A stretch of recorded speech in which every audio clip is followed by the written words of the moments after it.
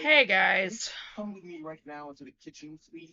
it's extremely hot. So there's been quite a few things that have been happening. I'm gonna be changing jobs. Um, Towdy dirty time. Not by choice quite this soon. The deal we made was this is your week. The new manager at Easy Mart was overheard at one point in time saying that she was going to clean out the people who she did not like that worked there. So there was a Of course we will. There's no room for Ugh. Sorry, there was a bug. Anyway, and she started. See, well, she started with Andrew. She pushed him out, and then she did the same thing to me. So, and there's a couple of other people that I know she's gonna end up getting rid of. So,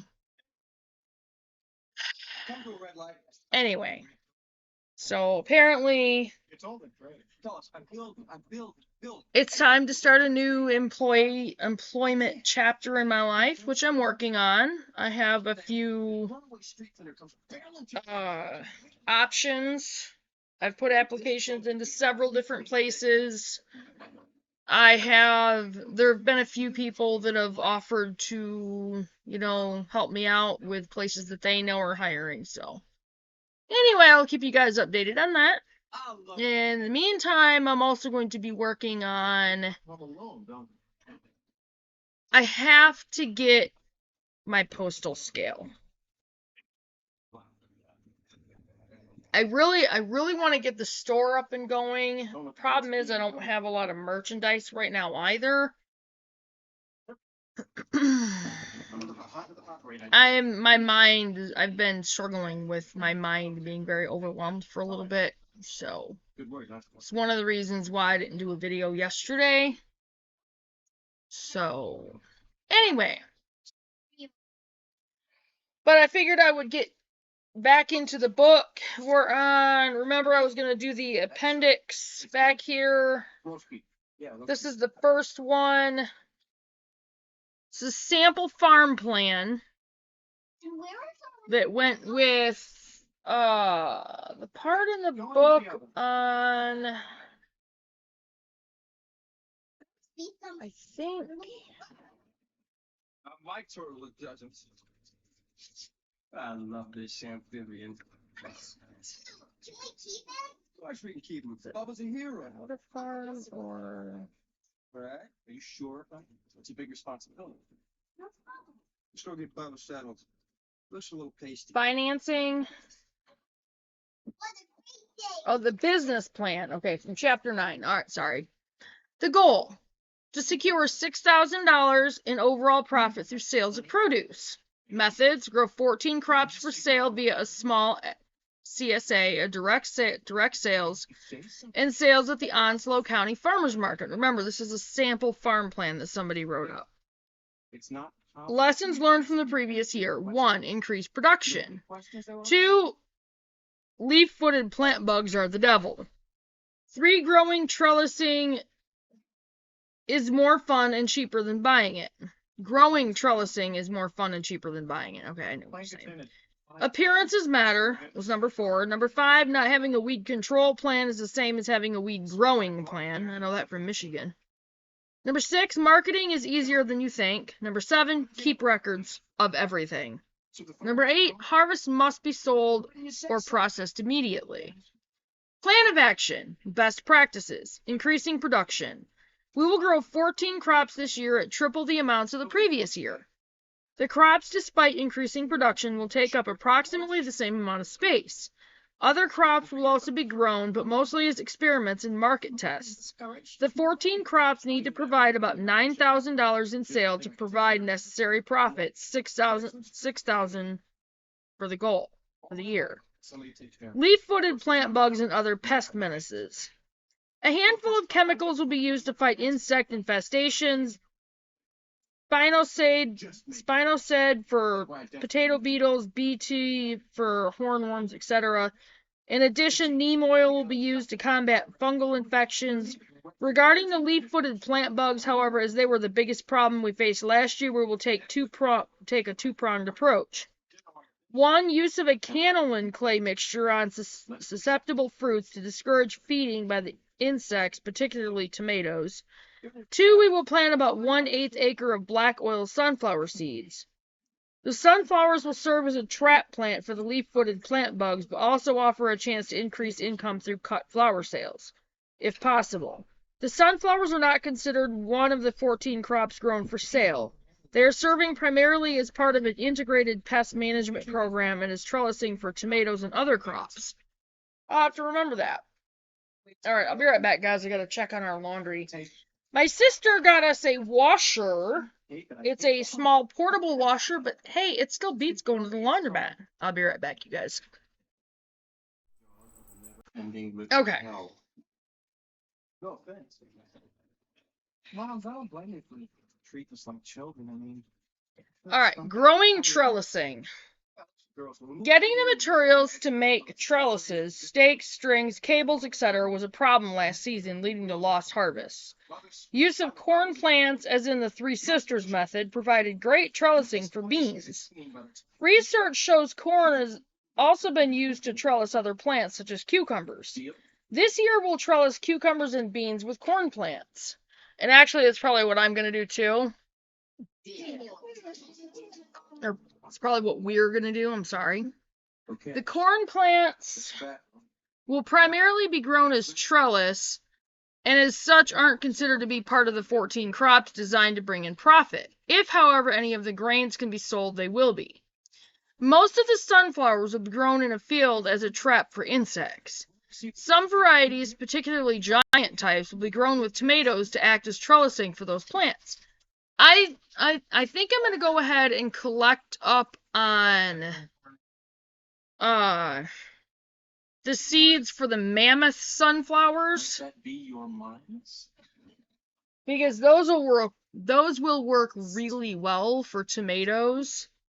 And even some of the other beans, like the pink runner beans and the Chinese long red noodle beans. Beans like that, so. You lost Bubba! He loves that amphibian. I also intend on experimenting with using old okra stalks as trellising, but I'm not expecting much success. Tomato, baby! Until we find that turtle. Ready, go. However, if it does work, it will save on labor. Appearances matter. During the 2014 season, I learned that appearances matter more than anything else. Probably anything else. What? Come here. No, Bob. Uncle Jesse, need stuff to buy you another turtle. We have all my money. $2.58.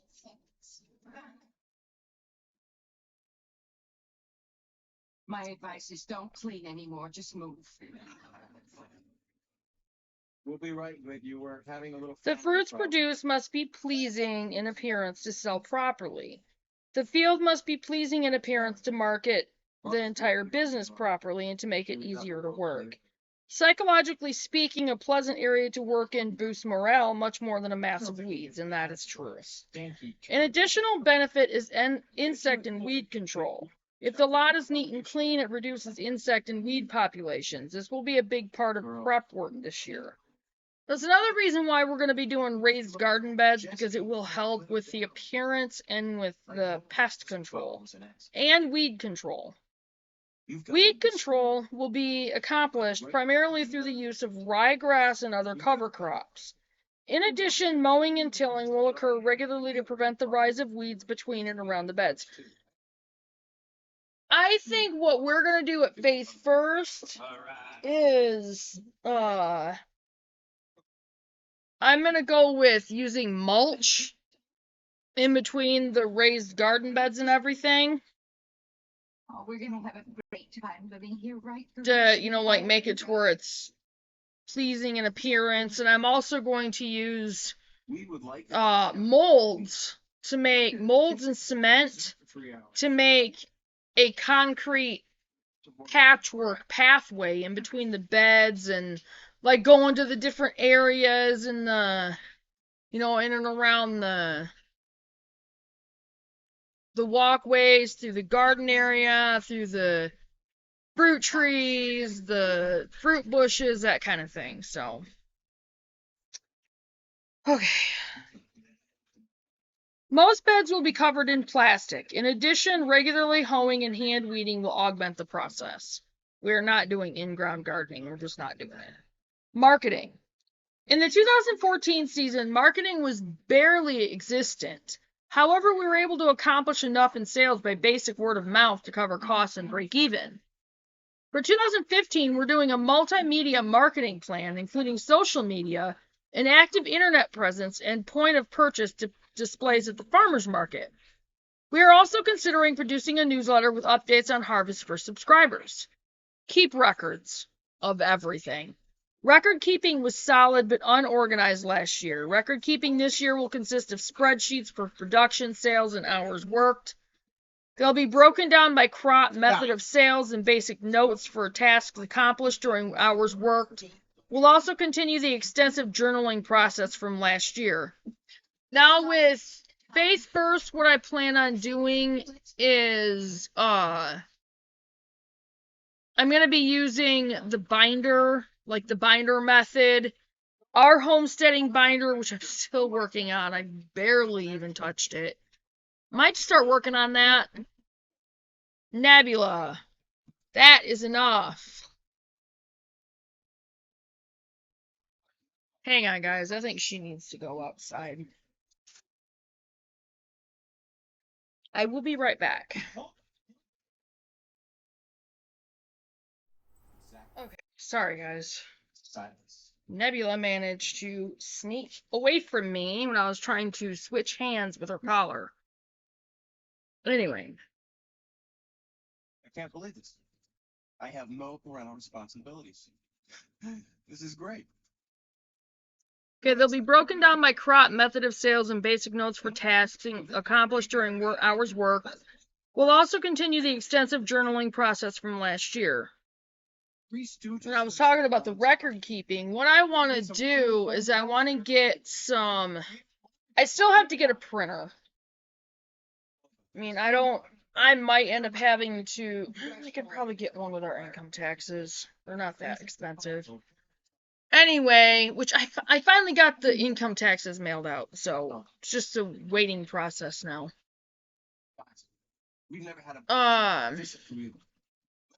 Anyway, I want to have several different journaling, homesteading binders, and, I'm going to kind of pull together, I'm going to write different things in each one, and I'm going to kind of pull them together kind of thing, and see which one we like better. But we're going to have all kinds of records on, like, eggs, eggs for our household, for sale, for, our chicks, chicks for our own flock, for sale, all that kind of stuff. And everything that we do with the animals, and yeah, go get him and shut the door. He's being a stinker. Little goof. I'm gonna think about when you see what I've got in store for you. Come here. Booger. Go fishing. What a brat. Alright, sorry about that. Anyway. But yeah, I'm gonna, use several different things, and then, kind of pull them together and see what we like better, and, figure it out from there. And, having several different types of binders and journaling things to use, I will go through and see how I want to set up the homesteading, the binder that I want to put together that will be for sale from Faith First. So, and I am working on our website. So at some point that will be up. I'm thinking very seriously of asking my son if he would be willing to help me. I don't know if he'd be able to or not. But Serious, we dated. Big star. anyway, Give me that. dealing with harvests. By using an extensive planting calendar based on a farmer's almanac, including projected harvest dates, we'll be able to provide CSA subscribers and direct sales customers with the freshest produce with at least a week's notice. See, that kind of, I'm gonna have to start doing, I'm gonna have to do my research on all of this. I have not had a chance to do that. And, figure out what's the best way to do this. Harvest must be collected immediately upon ripening to the correct stage. Any harvest that cannot be sold must be stored immediately. If this is impossible, then the harvest must be processed, canned, or frozen for home consumption. If this isn't possible, the produce will be donated to needy families in the local homeless shelter. Receipts will be collected for any charity donations with a charge of $1 per pound as a wholesale price for tax purposes. I'm not going to do that. If we donate produce, we're just going to donate it. Plan for next year starting now. We will spend time from November until January clearing weeds from the property, repairing torn plastic, planting a cover crop in between and around beds, annual ryegrass, and buying tools. Planting is rescheduled to start at the end of January. Work schedule. 18 hours of labor on the field with an additional 6 hours of labor for marketing and sales per week, including preparing displays for the farmers market, maintaining social media accounts, and website production. Financial breakdown. Simple. Cost estimates. Tiller. Use. We're not going to have a tiller. $200, because again, we're going to build all raised beds. But like ours is going to, the first year is going to include cost for materials, which I'm probably going to lean on pallets for our raised beds to cut down a lot on the cost. Ew.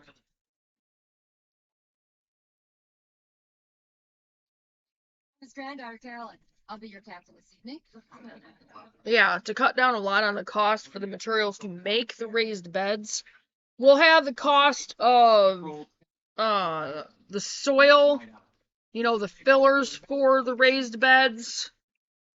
Like, especially, I still want to do like the logs and, it'll have to be smaller ones, obviously. Going on tomorrow, I just had to see. These are my backup singers. I'm Yvonne. I'm Vega. I'm happy. Jesse. But I'll use like stuff from the property and that kind of thing to help build that compost layer. And then I'll still do There's no park. the mesh barrier at the bottom. So I'll have that cost. I'll have the cost of like the natural card. We've realized we're not going to be able to use a lot of the cardboard that comes in like the boxes, that kind of thing. We'll have like the cost of the natural garden cardboards or the all natural brown garden paper, which you can use in the bottom. Buy a happy camper. Okay, Jesse. Seed, $300. Tools, miscellaneous, $150. We do have a lot of tools we're gonna have to buy. We're gonna have to figure on that. Mower, $80. Yeah, we're gonna have to talk about that too. Ryegrass, $100, 100 pounds. Sunflower seeds, $75. Labor, $1,728. 18 hours a week, $8 an hour, 12 weeks. Okay, we're not gonna go that far, because we don't have a big production, obviously. Most of Faith First. Water's like this.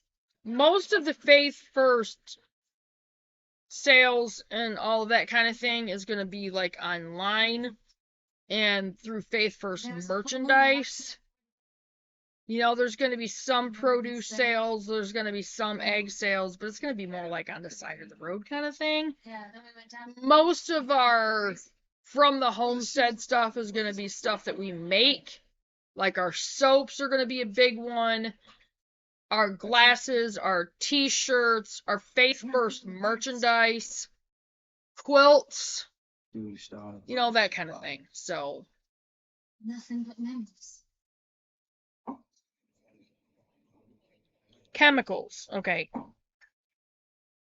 And I need to look up like the natural things that we can use, and I'll talk to Andrew about that too. BT $30 for 24 ounces. Neem oil $25 for 16 ounces. Okay, one of the things we will have to write down is like the fish emulsion fertilizer and figure out how much we're going to need, you know, like for all the garden beds that we're going to have. You know, how much, you know, cost that's going to be monthly, you know, yearly, that kind of thing. Neem oil $25 for 16 ounces. I will probably invest in neem oil. Thinosad, $21 for 16 ounces. Kaolin clay. I'm not sure what that is. I'll have to look that up. $25 for 15 pounds. Miscellaneous, $100. Subtotal, $2,834. 10% cushion, $283. Total projected cost, $3,117. You know, and like, this is just a sample, obviously. You know, and I might look at this. Okay, yeah. But I'm gonna probably go back to the business plan in this book to write up our business plan for Faith First. I'm not real good at that kind of thing. Sales goals. CSA, 5 baskets, 12-week season, $1,200. Farmers market, $2,000. Direct sales, $6,020. Total, $9,220. Minus cost, $3,117. Projected profit, $6,103. Crops plan and project projected yields. Figures used for estimates from Louisiana State University Ag Center. Crop cilantro, rows 3. Row feet total, 420. Approximate yield, 420 bunches. Sale price, $1 per bunch. Possible sales, $420. Crop, lettuce, rows 3. Row feet total, 420. Approximate yield, 420 bags. Sale price, $2 per bag, half-gallon size. Possible sales, $840. Crop, kale, rows 6. Row feet total, 840. Approximate yield, 1,680 bags. Sale price, estimated, these are all estimated sale prices, $2 per bag, half-gallon size. Possible sales, $3,360. Crop, carrots, rows 2. Row feet total, 280. Approximate yield, 560 carrots. Sold in 5 carrot bunches. 112 bunches total. Estimated sale price, $1.50 per bunch. Possible sales, $168. Crop, potatoes, rows 4. Row feet total, 280. Approximate yield, 560 pounds of potatoes. Estimated sale price, $1 per pound. Possible sales, $560. Crop, spinach, rows 4. Row feet total, 560. Approximate yield, 560 bags. Estimated sale price, $2 per bag, half-gallon size. Possible sales, $1,120. Crop, rattlesnake beans, pole beans, rows 6. Row feet total, 840. Approximate yield, 252 pounds. Estimated sale price, $2.50 per pound. Possible sales, $630. Crop, summer squash and zucchini, rows 6. Row feet total, 840. Approximate yield, 672 pounds. Estimated sale price, $1.75 per pound. Possible sales, $1,176. Sweet potatoes, rows 4. Row feet total, 280. Approximate yield, 560 pounds. Estimated sale price, $1 per pound. Possible sales, $560. Sorry. Crop okra. If I decide to grow it, I will probably sell all of it. Absolutely all of it. I don't know. It wasn't bad the way Elaine had me try it, but I'm not real keen on okra. Rows 6. Row feet total 840. Approximate yield 1,470 pounds. Estimated sale price $1.75 per pound. Possible sales $2,573. Crop cucumbers, rows 4. Row feet total 560. Approximate yield 952 pounds. Estimated sale price $1 per pound. Possible sales $952.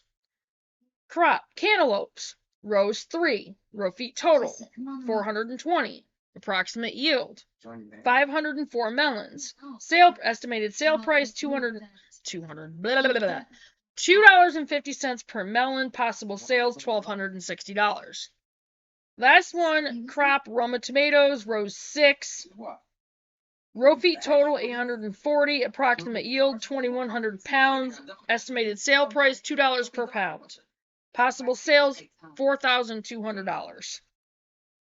So that was a sample farm plan from the first appendices one out of here.